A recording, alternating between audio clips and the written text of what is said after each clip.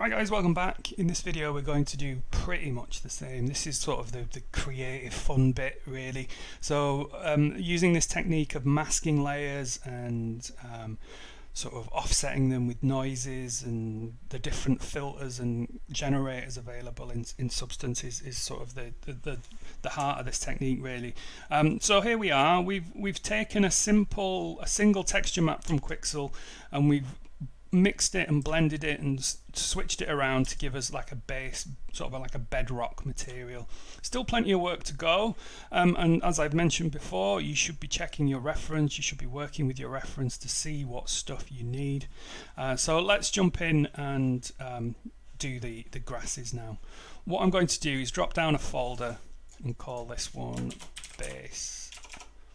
In fact, we'll just call it dirt, and I'm going to put all those maps in there and make sure they're in the same order.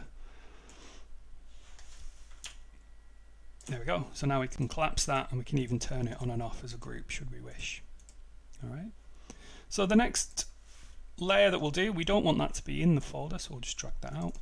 We'll call this grass base, and it's the same process. So we can reference our grass texture map here, plug that into the base color. The displacement we can plug into the height, and normal, and then roughness. And there you go. Obviously again the tiling is a bit too big for this terrain, so we'll up that quite a bit. And again we're faced with that same issue of, you know, we can clearly see that this has been tiled a number of times, so we need to break that using the same techniques we did there, sort of mixing it up and rotating it and things like that. So let's get started on that. So with our base grass selected there, what I will do is I'll just create a duplicate of that, and with my height selected I'm just going to drop the height down because I don't want to keep adding displacement on top of displacement, otherwise things are going to get a bit wild. Alright, so then we will let's add a filter to our layer, and we'll add a color correct. And for this one, let's see if we can shift shift it to like a paler color. So just playing with the different saturation sliders to get something. So I'm looking for a really pale kind of almost like straw color. Maybe not that much.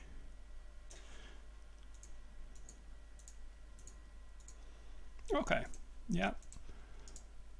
So again, let's add a black mask to that. Make the tweaks to the UV transformation, so we'll rotate this one again by 45 just to see what that gives us. And then with the mask selected, notice that the mask and the actual material itself have got a different stack of modifiers underneath them. So we can right click, add a generator, and the noise seems to be working quite well for us, so we'll just put that noise in there and then play around with the levels to find something that gives us an interesting blend between those two shades.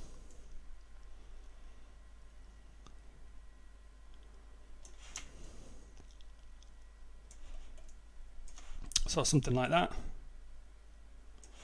And as you can see, we've lost all that information now that underlies our dirt, but that's okay because we can mask out again based on these groups of layers. So we can add a mask to our grass layers once we've got them set, and then bring back that underlying dirt as well. So it's all about using masks and sort of the filters in a way to create those interesting shapes. So let's just keep playing with this till I get something that we like the look of.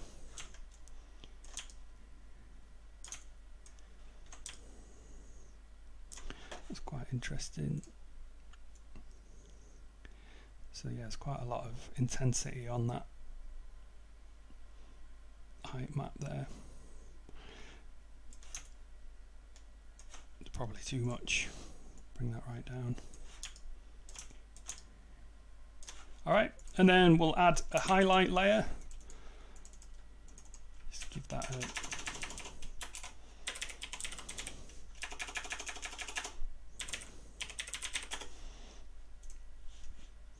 and we're going to remove that mask and just color correct this to be a little bit brighter.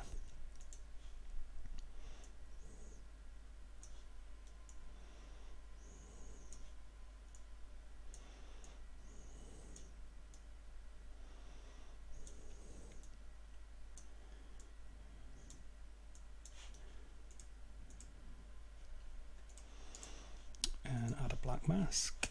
And then let's add another generator, but this time we'll try curvature. Alright, so you can see now it's masking based on the curvature. So let's invert that. Maybe not invert that. So we're getting some sort of interesting sort of bright, almost like bright peaks to the grass there. But again, this is all just, a lot of this information will be lost when we blend that back down to our, let's see if we drop the opacity of that a little bit just to give it a little highlight.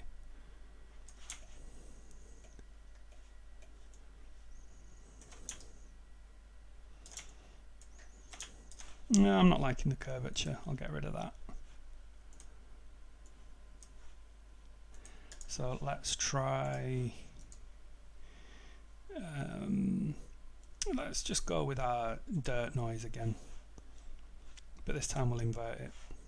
No, we won't. So a lot of this is just playing around, so sorry if this is tedious to watch, but I've kind of shown you the main technique that I would use for this, and it is just you guys having to play around and see what works for your terrains, really. Don't forget you're working in layers, so you can always go back and change and tweak things. Like I'm not happy with the color of this grass, so I can go back to my color correct and just sort of maybe play around with those values to get, you know, to get something closer to a green rather than a yellow.